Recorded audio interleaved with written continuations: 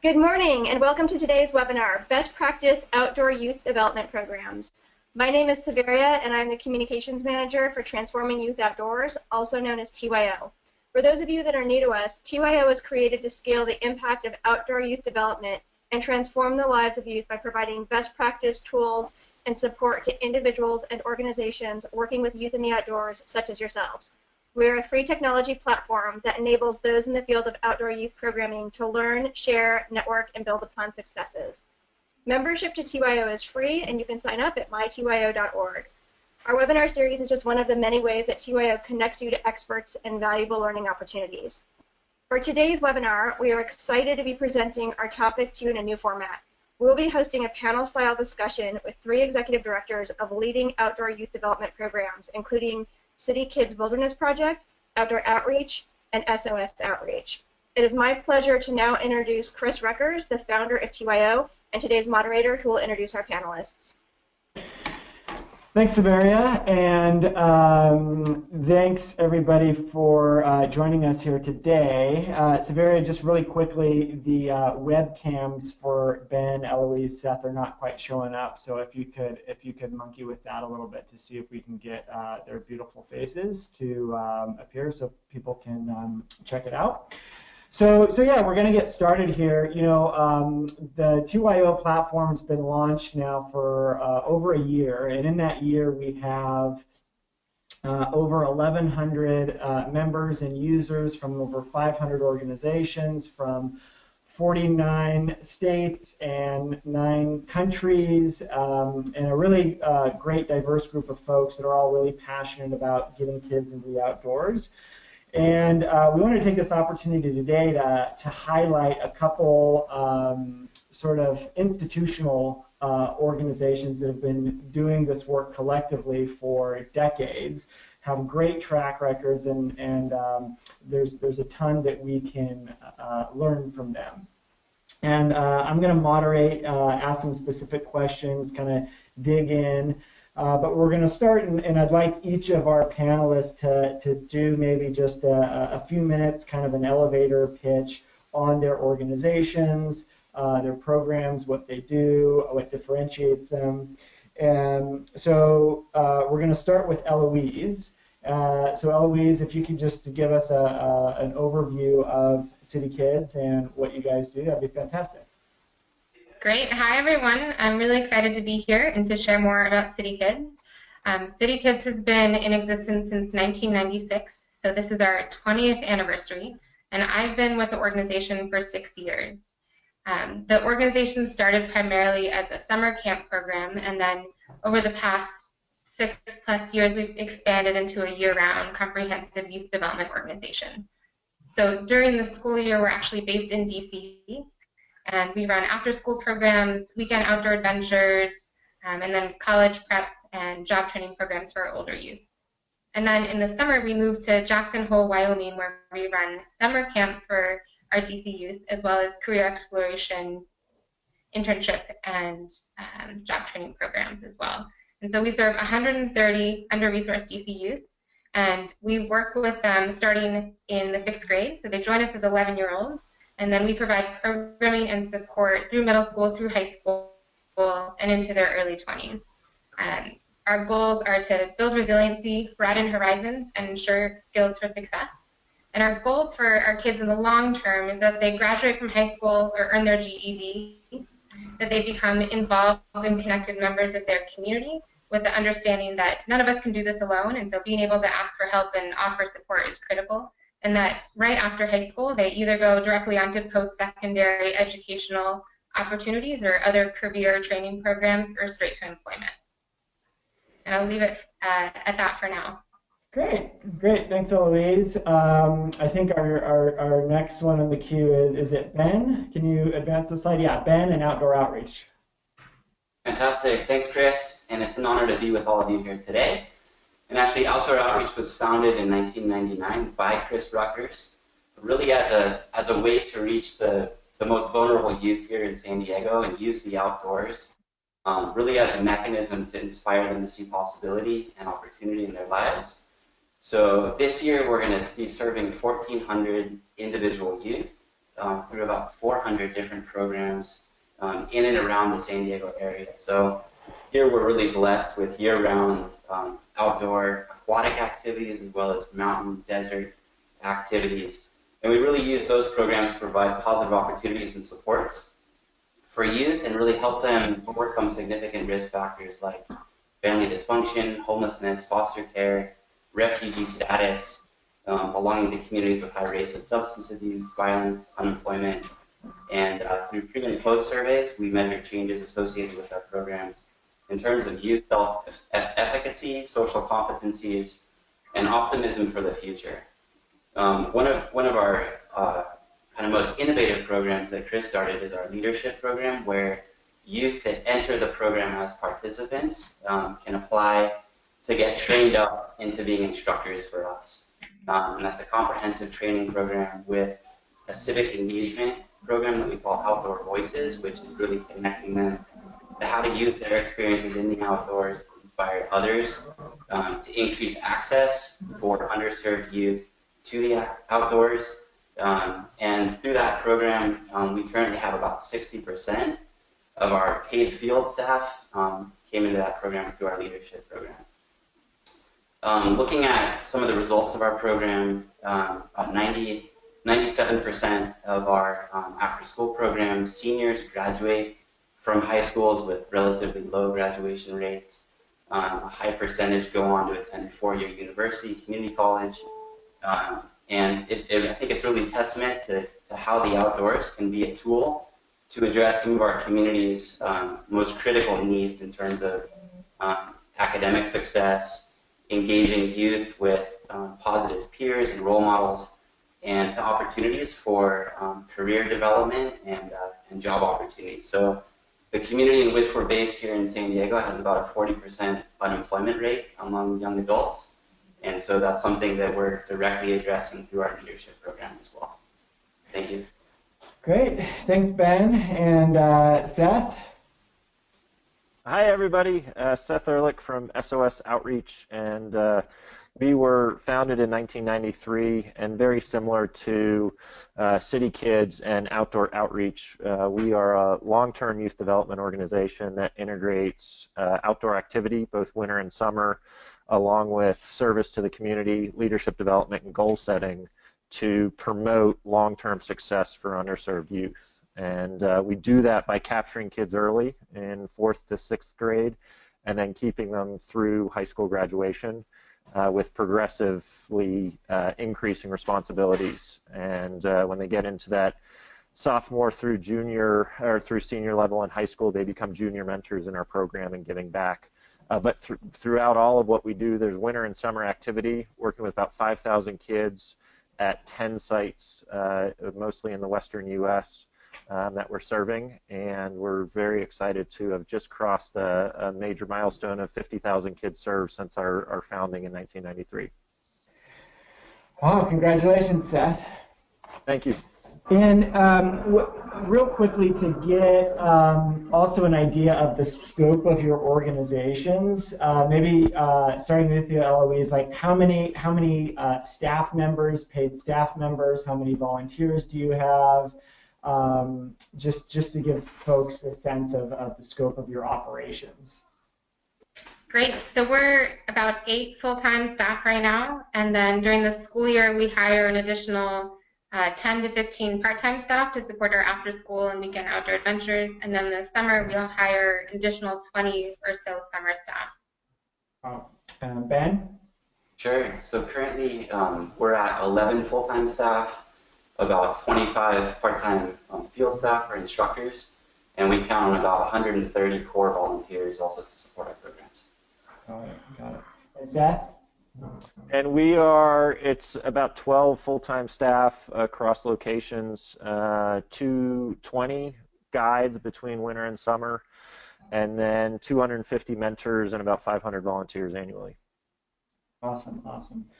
Great, so I'm going to start getting into some specific questions. The first one I'm going to direct towards Ben. If Eloise or Seth, you have some follow-up to the question, that'd be great as well. But I know partnerships are important to all of your programs, and sort of a key factor for agencies and programs throughout the country.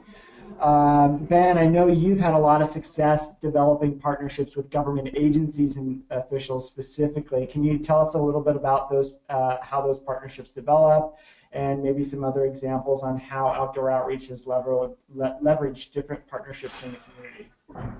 Sure. So that's a great question. Our partnerships, we partner with about 30 different schools, youth service organizations, and government agencies across the San Diego region. And for some of those, we run customized programs for them, which are fee-for-service programs. So that also helps to support our programs because, and I think I can speak for all of our groups, is that none of our youth are paying for these opportunities to participate, basically because they don't have the means by which to pay. And so through contracts with schools and with agencies, we're able to provide this type of programming for these youth. Specifically, we developed a really positive relationship with the U.S. Fish and Wildlife Service here locally in San Diego.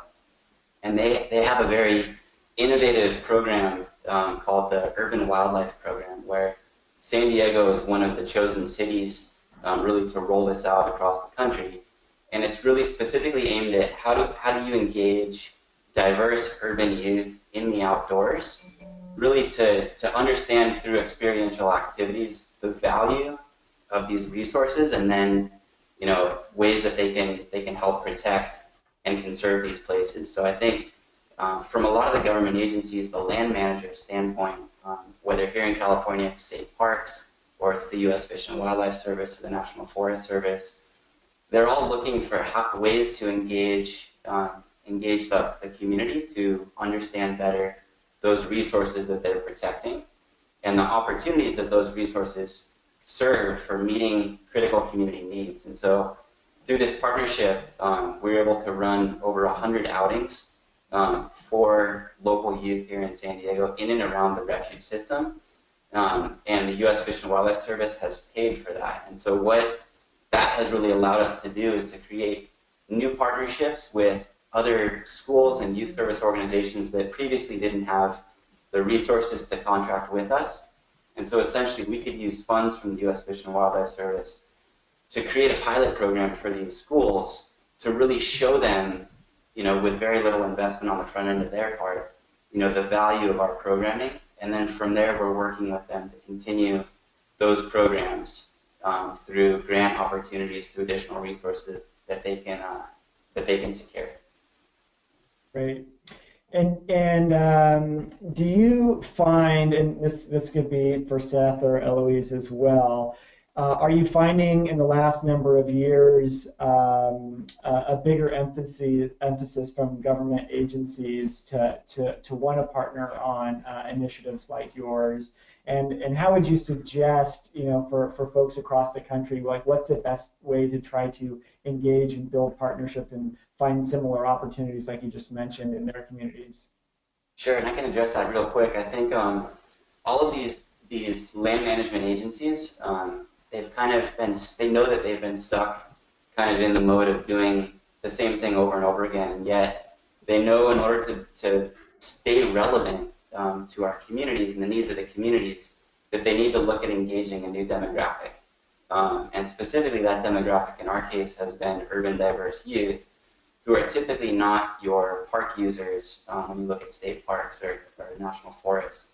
And so I think it's a real opportunity for them as well to work with groups like ours to engage these demographics and come out and work with us so that the whole community can really benefit from these areas. And so I think I've seen across the board from California state parks to the U.S. Fish and Wildlife Service a lot of willingness to come to the table to talk about what opportunities might they be able to provide for groups like ours. And so I think the recommendation that I would give to other groups is simply go out and meet your local representatives of those agencies and talk to them about your ideas about what you're doing, and look and see where there's the intersection of the community need and what these land management agencies can provide. Great. Seth, or Eloise, any anecdotes or things you'd like to add on top of that? Any successes you guys have had?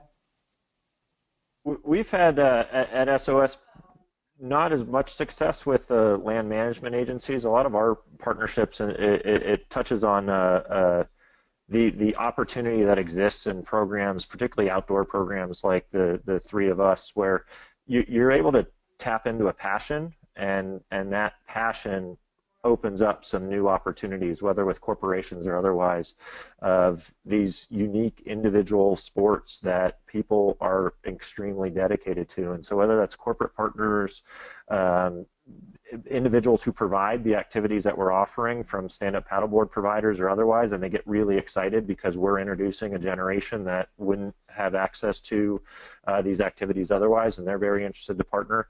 And so it provides you a really unique footprint to leverage that passion that exists for the sports that we're offering into opening some doors of new partners, and to provide the resources that you need for providing these activities.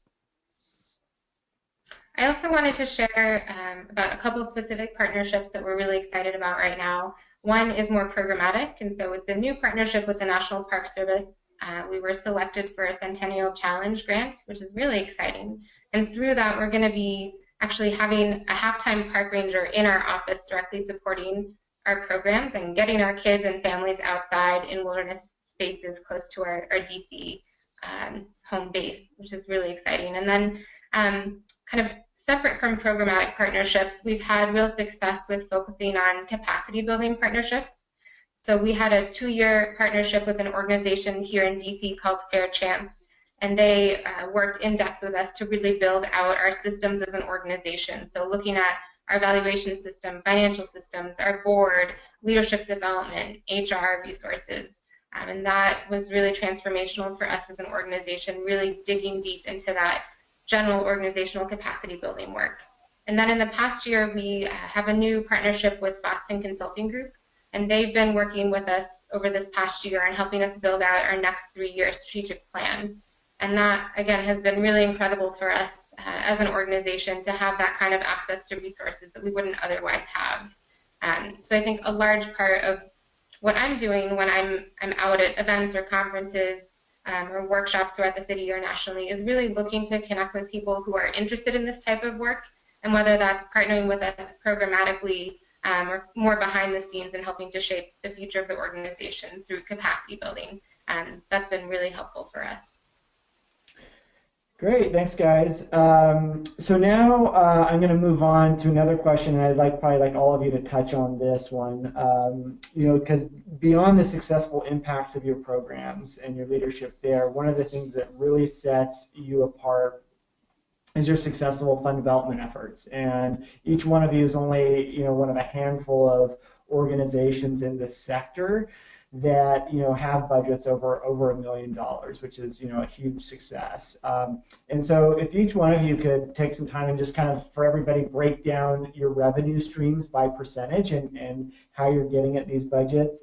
And then specifically, you know, where do you get the best return on investment, you know, in your fundraising efforts, if it's grants, if it's corporate events, and any specific kind of insights or tips, opportunities to focus on, you know, areas that should be avoided, you know, just some specifics, that'd be great. So Seth, you want to jump in first? Yeah, absolutely. So we have a mix of fundraising that looks across, it's about 15% each for individual donors, corporate donors, and then event income. 25% of our income comes through fee-for-service, and so through agencies or schools contributing for the cost of our programs. And then 30% through foundation grants is the balance. The most success we've had in fundraising, and that really got us to the financial success where we are today, is through that foundation grant, and that's come directly as a result of the transition of our programs from introduction to long-term support and long-term development of youth, and having that marry alongside with the evaluation results has really opened up some significant doors for us on the foundation side. And now we're able to transition into leveraging those foundation grants into expanding our individual outreach and individual donor development. The low-hanging fruit, and it's tough. Fundraising is really hard, and I think everybody on the call experiences it. The opportunity, it goes into that early partnership conversation. I mean, we do really cool things with kids, and we're leveraging in for long-term impact, and so owning that story and owning what makes you unique has opened doors for us. If we look at ourselves just as a youth development organization or just as an outdoor organization, it's not selling the full potential of what the organization offers, and it doesn't drive that excitement. So that's where we've kind of pigeonholed ourselves sometimes before, of just focusing too much on one side or the other, and it really is in that unique blend of all of what we do that positions us for different opportunities from other organizations. Great, great. Eloise? So our budget this year is just about $1.2 million, and about 65% of that is from individuals and special events. And I lump those together because we really, our special events are more cultivation events for our individual donors. About 20% is corporate and foundation grants. About 10% this year is about federal and state funding, and then 5% is earned revenue. So we rent out our camp facility in the wintertime, and that brings in some to help pay for maintenance costs, which is great. In terms of the best ROI, I would definitely say really focusing on our individual donor program. So in the past couple of years, we've built out a major donor program, which we call our campfire circles. And it's really well aligned to the actual programming that we provide our kids. So there's different levels that correspond to different levels that our kids are in the program, activities that they do, kind of building and challenge, building and impact. And where we really see people connecting with our work is in having that personal connection with the work. And so we work really hard to provide opportunities for our donors to connect with our organization. So whether that's coming to a campfire at summer camp, or whether that's coming to an impact tour and getting a 1-hour deep dive into our mission and work and learning about the impact that they're helping to make possible, or whether that's having them come into a site visit. Really having them see the impact firsthand, talk with our kids, see how incredible they are. That really helps bring them in and helps make them want to stay involved for the long term. I think our board has also been just incredible at connecting us to really phenomenal opportunities and helping to make fantastic introductions. And so the past, I'd say 5 or 6 years, we've been really focused on helping to build our board to not only support our needs in terms of capacity building and financial management, but to really focus on how we can help increase what we're doing from a fundraising, from our fundraising efforts, so that we can grow what we're doing programmatically. That's great, Eloise. And just to follow up quickly on your individual donors, is that primarily coming from major gifts, or are you getting lots, a broad diverse of smaller donations, or is that a pretty good mix? It's a pretty good mix. So some people will make their annual gift as a part of one of our fundraising events, either in Jackson or in DC. Some people are monthly donors with us, and then we have a growing major donor program, which is really exciting. And as a small organization, it's really important that we're very intentional about where we spend our time. And as much as we would love to be able to spend time with everyone who wants to become involved, being so small, it's really critical that we are selective in terms of what kind of outreach and messaging we're providing to each different group of people who are interested in being involved. Mm-hmm, mm-hmm. Ben? Sure. So yeah, we have a similar kind of diversity of funding sources. We're about 40% foundation grants, about 20% fee for service, 15% for corporate grants and individual donors, and about 10% right now for government funds. And just to echo Eloise and Seth, both their points I think were really critical and also relevant to our fundraising work. And number one is really to look at our work, what's the value that you're providing to the larger community? So, beyond just youth development or getting kids into the outdoors, there's a component of our work which is around, youth employment training and opportunities. There's one around environmental stewardship. There's one around civic engagement, really supporting academic success. And so I think all of our work is really valuable for looking at how it affects across our communities these different buckets. So I know a lot of nonprofits can get kind of pigeonholed into one bucket, and I think that one of the assets that we have is that we can really frame the value of our work and the impact of our work in these different buckets, and have different funders really be able to resonate with that and see the value in their investment. And then what Eloise said about just really connecting donors to the youth that we serve and hearing from them directly the impact of the work. So every single site visit we do, we really try to engage our youth leaders in that and have them pretty much run the site visit. Our events that we have for major donors, that's also, we have our youth participants be able to run that. And so that's also an opportunity for them to gain critical skills around organization, public speaking, engagement that they can use, when they're doing interviews later in life, or when they're, trying to connect and network to create opportunities. Because I think one of the biggest challenges that all of the youth that we serve have is that they lack the social capital to really know how to connect to these different mechanisms to find success. And so by connecting to, these different networks, they're also building up their personal and professional skills as well. That's great. And you kind of answered my next question, which is, kind of getting at narrative. And, I think the backbone of your successful fundraising efforts is, finding that narrative that resonates with donors, be it individuals or foundations or, corporate. And, for all of you, it's your primary responsibility to kind of effectively communicate, the impacts of your programs and get out there and fundraise. And Ben, you just mentioned a bunch of different stuff, but maybe Seth, what are a couple nuggets in your narrative as you are fundraising that seem most effective when you're out communicating?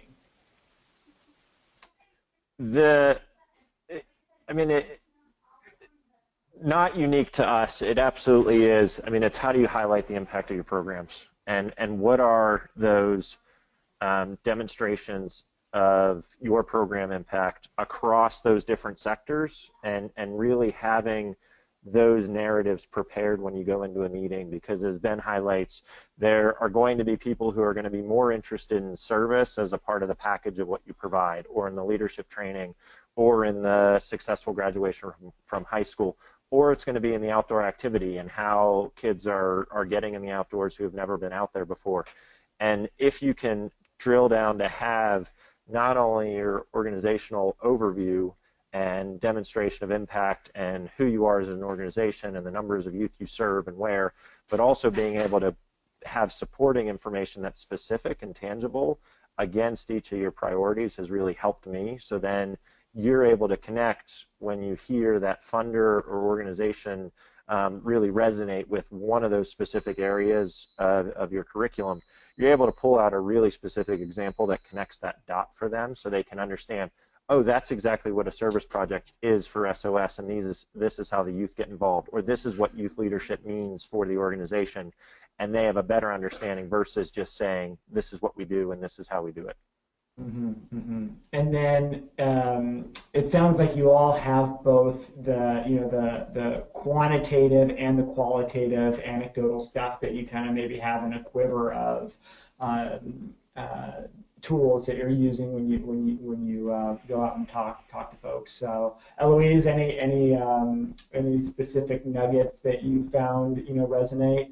I think one specific question, you all have these long-term engagement models, and it sounds like that's a real kind of driving force behind your success in getting a lot of support for your organizations. Eloise, do you find that that's a real critical piece? And then again, do you have any specific nuggets of your narrative that really resonate with folks?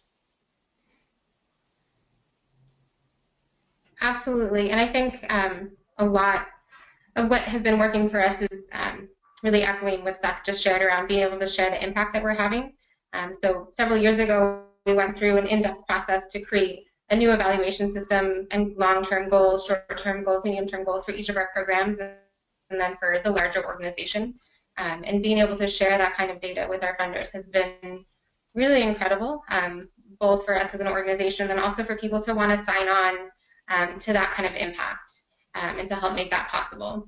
And then I think that coupled with that long-term success rate and ability to connect with kids long-term has been really powerful for people. So I think something that I often love sharing is, I think similar to what Seth shared, we have an leadership development model so that our high school youth come back, we call them JETs, it's the Job Experience Training Program, and they come back as JET camp leaders in the summer. And it's a paid position for them. They have training throughout the school year, they receive training in the summer, and they come back and they're the leaders for that next group of kids. And so they get to take everything that they've learned through the program and share it with the next generation of campers. And seeing that really take off and grow has been incredible for us. And kind of the next step beyond that is bringing back alumni to serve as staff members. That just makes us all so happy. It's so exciting for our kids to have staff as part of the program who've been in their shoes. Right now we have one of our after-school educators. I met him when he was in high school. He was a JET in our program, and he was back with us this summer as a counselor, and now he's running after-school and weekend trips in DC. Another one of our alums who I met, again, when he was in high school, part of our JET program, he's now one of our full-time staff members, and it's just one of those things that's so personally rewarding, in additionally to being professionally rewarding, and just being able to see the impact that the program's having over that many-year process. Mm-hmm, mm-hmm. So we have a specific question, follow-up, Eloise, and kind of getting into our next question about evaluation that you mentioned. And I know all three of you have invested significant resources in developing evaluation systems that you can collect both those, quantitative, qualitative data points. So one, if Eloise, there was a specific question about what kind of evaluation system you're using.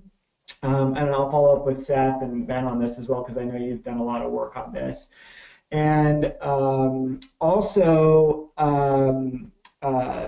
specifically around evaluation, maybe you can also just mention how you, when you've collected your data sets, how are you using them both externally, like you mentioned, to communicate to donors, but also internally within your programmatic team as you're working towards developing your programs. So Eloise, why don't you start? Great. So we were very fortunate to be supported with a 3-year grant from one of our funders to really focus heavily on evaluation. And I feel so fortunate to have had that happen, because I think otherwise it would have been really hard to have the capacity to do that. And so we were able to leverage that grant with a pro bono capacity building partnership with this organization called Fair Chance, which I mentioned previously. And they worked with us in depth to really build out our evaluation system. And so what are we doing in each of our programs? Creating the logic models for each program, creating the organizational level theory of change, and just having that as a guiding principle, and knowing they're living, working documents, so that as the program changes, we're able to review and really look at what needs to be updated. But from that, we created major research questions, so short-term, medium-term, and then long-term questions that we're looking to answer with our evaluation work.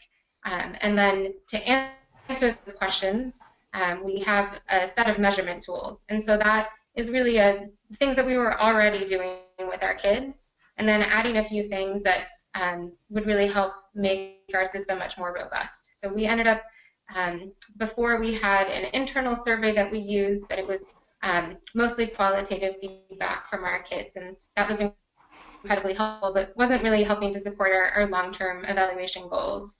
And so we ended up selecting an external survey instrument from the Search Institute, and we've been using that for 3 years now, and they focus on developmental assets profiles, and so really looking at what kinds of things are our youth bringing to the table, where are areas of additional support potentially needed, where is our program providing that kind of support, and are there gaps that we're not currently addressing that our youth are sharing with us that we should be addressing. So that's one of our measurement tools, as well as we track behavior conferences, awards that our kids get.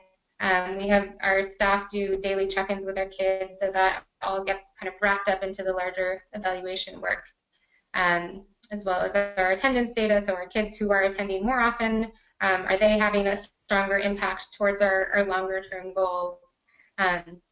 And kind of taking a step back, we found it really helpful to divide our work into 3 main bucket areas. And so we talk about our work and our goals in the broader sense of building resiliency, broadening horizons, and ensuring skills for success. And so each of those directly corresponds to some of our short-term, medium, and long-term goals.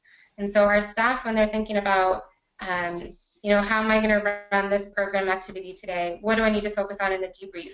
It's really having that as a quick frame of reference. If I want to be focusing on building resiliency today, because that ties to our longer-term goal of a high school graduation rate, what can I be doing intentionally today as a part of that to help support that effort? And then in terms of what we're doing internally to use that data, we're a learning and growing organization. We're small in terms of staff resources, and so we're committed to continuously getting better. So there's things that are on our wish list that we want to be doing. We don't necessarily have the resources to do yet, but we leave those on that wish list because years pass and we're able to grow and bring in support to really take on those additional projects. And so we really look at our evaluation work in the lens of helping the organization, helping our programs become more impactful. We have an annual review conversation once all that data is collected and synthesized, and out of that comes a lot of action-based next steps. So what can we do in terms of our programming both in the school year and in the summer to increase the impact that we're able to have? Is there a type of programming that we should stop doing because it's not having the kind of results that we want to be seeing? And so from year to year, that's been really incredible to kind of see the progress happening. Great. And just to let everybody know who's listening, if you have been in the TYO platform, we have tons of resources on evaluation, from how to develop logic models and theories of change to actual questionnaires and surveys that you can customize for your programs. There's a gathering that's being hosted by some consultants that do program evaluation. So if this is something that you're interested in diving to in a little bit deeper level, here at TYO, we're certainly here to support you. And maybe Seth, real quickly, you can just kind of piggyback on Eloise and talk about what you guys have done with evaluation, just so we can see a little bit of context. Well, and biggest, I always thought there was a holy grail for evaluation that existed that I just couldn't find, and that there was going to be a gold standard that was there. And what we've learned through the process is that no one knows our programs better than we do, and that would be for anyone on the call. I mean, you know your programs, and you know what your goals are, and that's where, as Eloise highlighted, start with program logic model, be sure that you have one developed, and work through your theory of change so that you can really demonstrate what you're attempting to achieve and how you're going to do it, and review that document, and then use that to evaluate your evaluation protocols. And if you're just getting started, the biggest thing for us, where we've had the most return on investment for evaluation, has been just in tracking and documenting what we do.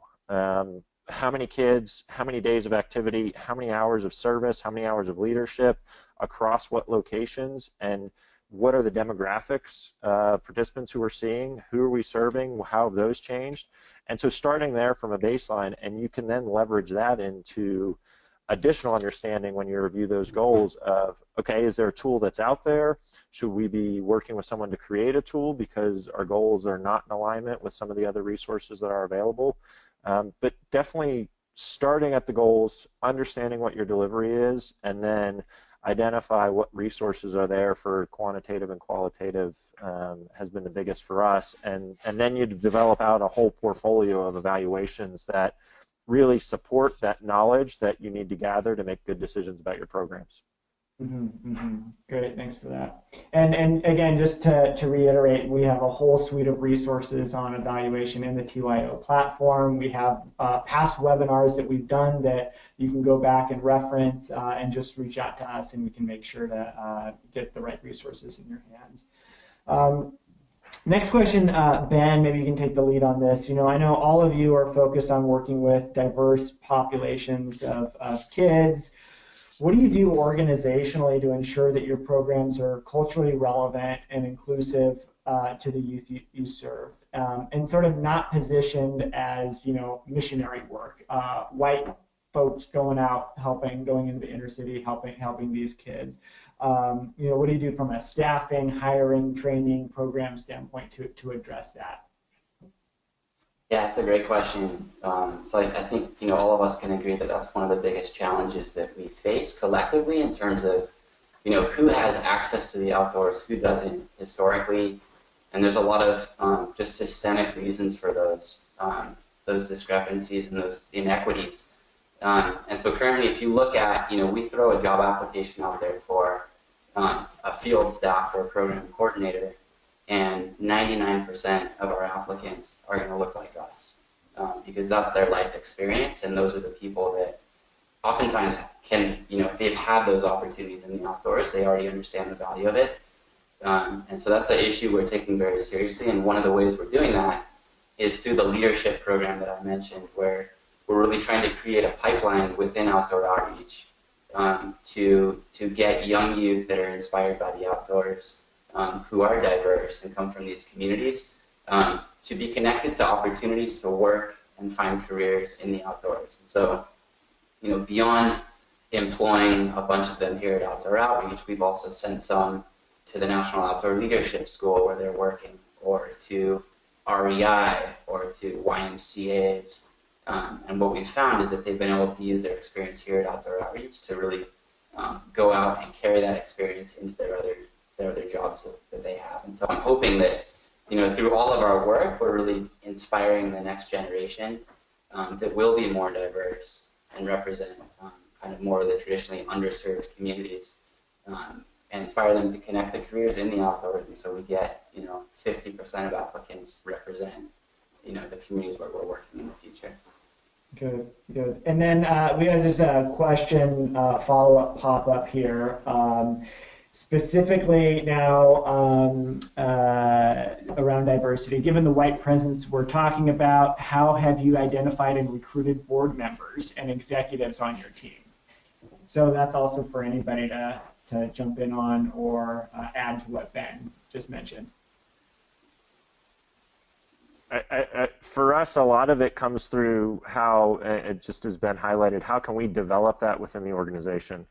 And how can we create that junior leadership that transitions into adult leadership for the kids as they go through and they return as mentors or others, and then use them in an advisory capacity that builds into full board capacity in the future.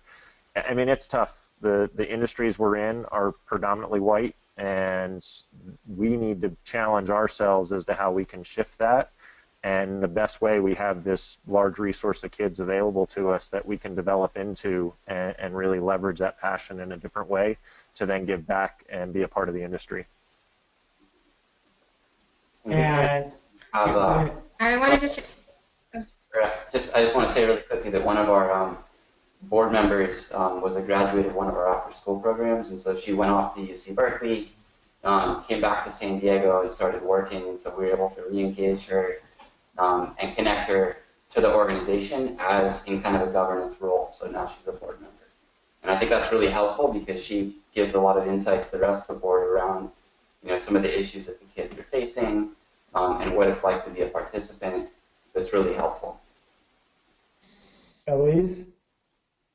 So right now, as we're developing our new strategic plan, something that I'm really excited about is that one of our top 4 strategic priorities is to really focus on diversity, equity, and inclusion work. And what does that mean? through each different lens that we're looking at in terms of the organization. So yes, the board level staff, volunteers, our youth, our communications, and just really having that lens throughout our work. I mean, I think that that's a need that we've had, and we're in a place where it really makes sense to address it and to make that a priority. So that's something that I'm very much looking forward to. Okay, and there's another follow-up question on this, and this is a topic that you know we've found is one of the kind of hot button issues within TYO. We've done a couple webinars that have been our most attended webinars on this. How many? And so people want to know specifically how, you know, the composition. You know, what percentage of your boards are diverse, and how have you wrangled that? And I guess maybe a follow-up question to that is, do you struggle then with, you know, just not making them token members and saying like, okay, we need an African American, we need a Latino, and how do you balance that as you're thinking through this? Sure. So I can say from Outdoor Outreach, you know, we're not where we want to be. About 30% of our board are you know, people of color, but still, you know, they might be people of color, but they still don't all come from similar background as our participants in terms of having grown up in underserved communities with some of the risk factors around homelessness or foster care or refugee status that our youth have. And so that's another component. You know, simply looking at optics is not the right strategy either. So yeah, it's a struggle we're working on, and I think one of the things we're trying to do is just identify in the communities where we work, you know, who are the community leaders, who are really interested in supporting local youth, and trying to engage them in this idea that one way to support them is through outdoor engagement. And you know, those people are out there. I think it's for some people it can seem like, you know, board engagement. You know, they might think that that's not for them, that you know, it's too hard. They might not really know what it is. I think typically a lot of board members, they might come on, they might not really know what the roles and responsibilities of being a board member are. And so it's really up to organizations like ours, as we bring in board members, to really give them a solid orientation around their roles and responsibilities and empower them to have that key governance role and to help shape the organizational culture. Mm-hmm. Great. Eloise, Seth, what is your percentage, real quickly? SOS, so we have 17 board members and Chris. Go ahead. No, you're good, Eloise. Okay, so we have 2 people of color on our board out of 17. So we are not where we need to be. And again, that is a key focus at the moment. And Seth? And we're 2 of 16. 2 of 16. And you know, I think to reiterate, like board development, specifically this issue as it relates to diversity, is an issue for everybody, I think, across the nonprofit landscape. And board development in general is, I think, you know, just one of these tough, hairy things that every nonprofit really struggles with: getting engaged board members. How much time do you invest in, and what's the ROI you get out of that? Chris, I mean, that's where that balancing act. I mean, and looking at how do you, because this is not just a numbers question, and this is not, this is really looking at, you know, how do you create a structure and a leadership structure that really develops and pushes the organization forward. One of the ideas that we're working through is how we can create more committees that would be made up of board members and non-board members that would be then task focused and be able to really incorporate more of our participants into that leadership structure. But we juggle on having a national board and the resource expectation for that board to secure that to support the success of the organization. And this is certainly one of those questions that we're trying to figure out how to create that mix, but it's not just a numbers question for us, for the organization to be long-term successful. Yeah, yeah. So I haven't been able to get to all my questions. This has been great. We have about 10 more minutes, so I want to make sure to get to, I've fielded some questions from the audience here. So one, this will be the time that we focus on your questions now. So if you've got some specific questions for the panel, start firing them in now, and we'll cover as many as we can before we shut down in 10 minutes. So I'll start in here. We've got a whole schwack of questions. One here comes from somebody saying, one critique of outdoor education, recreation, is that even if given the opportunity to return to programs as alumni, there is so much historic privilege built that allows many white people, upper class people, to work in the outdoors. How do we overcome that real factor? This feedback comes from an acquaintance who is a Knowles Fellow and says that even with all of the training, it's not going to be realistic for him to live as an outdoor educator. You guys have a response to that? I sure do. And that's where I think that long-term program that you're seeing of the three on the panel here, it's in creating that community and that support system and really opening those doors, because you're creating a culture that isn't there. And it's not just through an introduction that's going to happen, but it is through long-term engagement in the outdoors and having a community of people who look like them and who have similar experiences coming into the outdoors, and then facilitating those leadership trainings so that you're making up for the gap that's not inherent when you come from a non-privileged background, because you have to be very thoughtful in how do they get the experience that many people just get through osmosis or through experiences with their families, so that they can have an opportunity and success in it.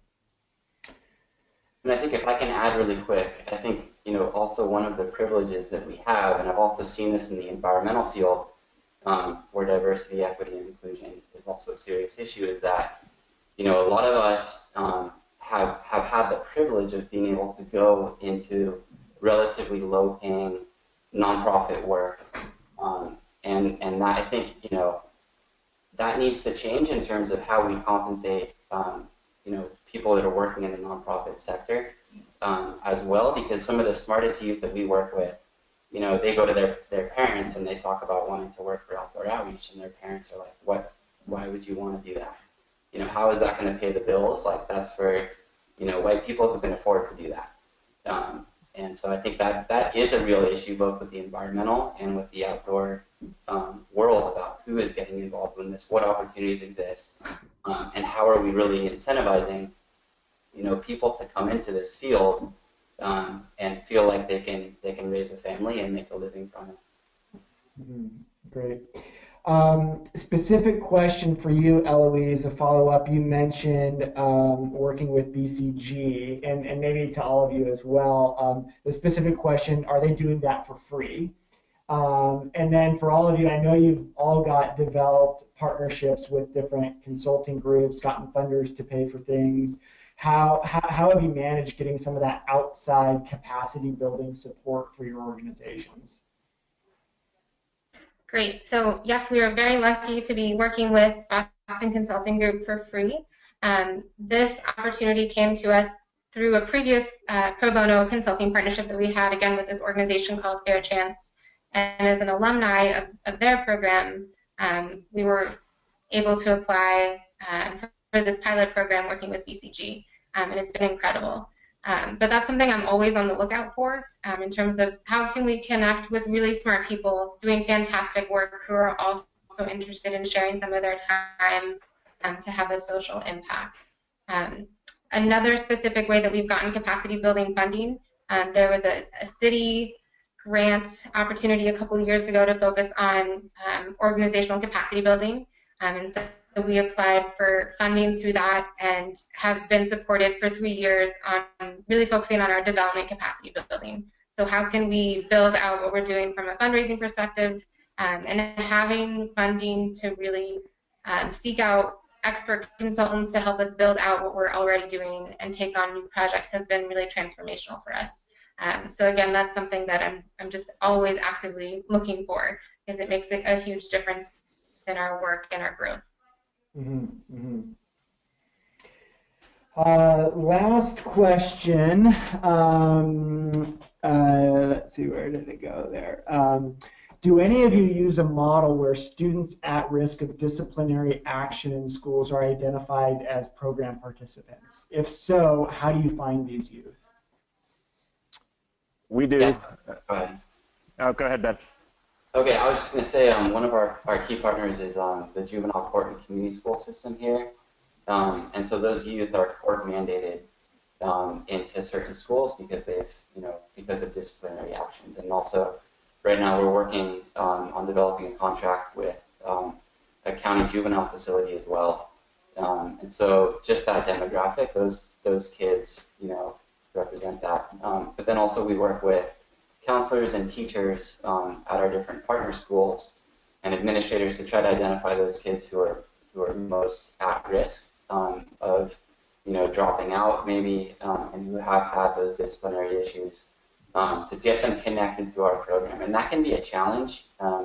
You have to, I think, manage it within your group dynamic in terms of having kids with certain special needs engaged in the program, but oftentimes those are the ones that will get the biggest, highest impact from the program. And maybe some of those issues that they're dealing with are because they feel alienated or isolated from social groups at school. And so these programs can actually connect them to supportive peers and role models, and that can be really helpful. Mm-hmm. Mm-hmm. And Seth, maybe just a quick follow-up. The work all of you do is often in high-risk environments with high-risk population. How does your organization think about managing risk? What sort of systems do you have in place for risk management? Be it plans, policies, procedures, trainings, hiring. How do you approach that?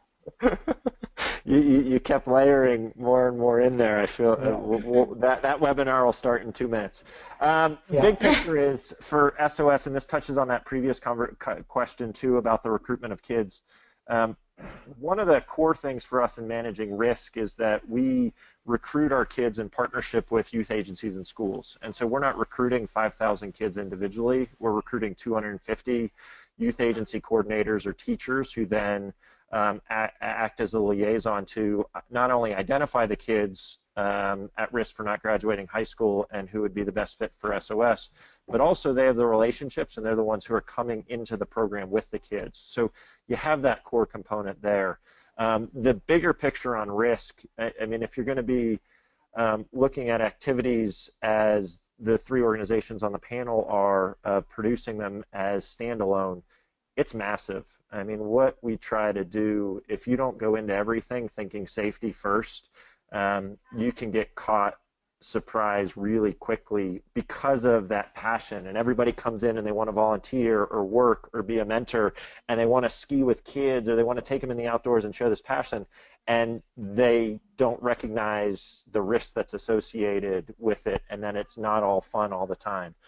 So use the resources that you have. TYO is a great one in putting this together. There are other trainings that AEE or Knowles offer that you can go to of how to develop a risk management plan, and you don't need to do this from scratch, but document, and then train on the documentation, and then retrain on the documentation consistently.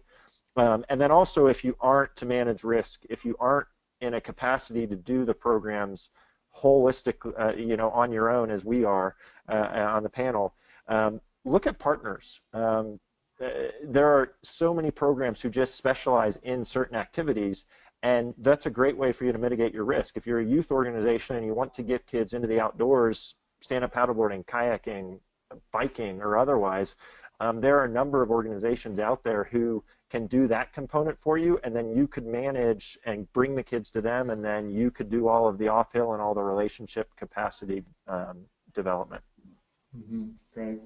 Great. Well, we're at 11 o'clock, and what we'll just to wrap up here. First, thanks our great panel, Ben, Eloise, and Seth. We've got their contact information here for you guys if you want to reach out directly. Again, if any of these resources that we talked about throughout the webinar, we've worked really hard at TYO to develop pathways for you within the platform. So you can reach out to us for follow-up. We've got connections to, consulting groups and subject matter experts in diversity, equity, inclusion, risk management, all of these things that we can connect you to. So we're here to support and to help, and look forward to connecting with you all later. Thank you. Thank you. Thank you.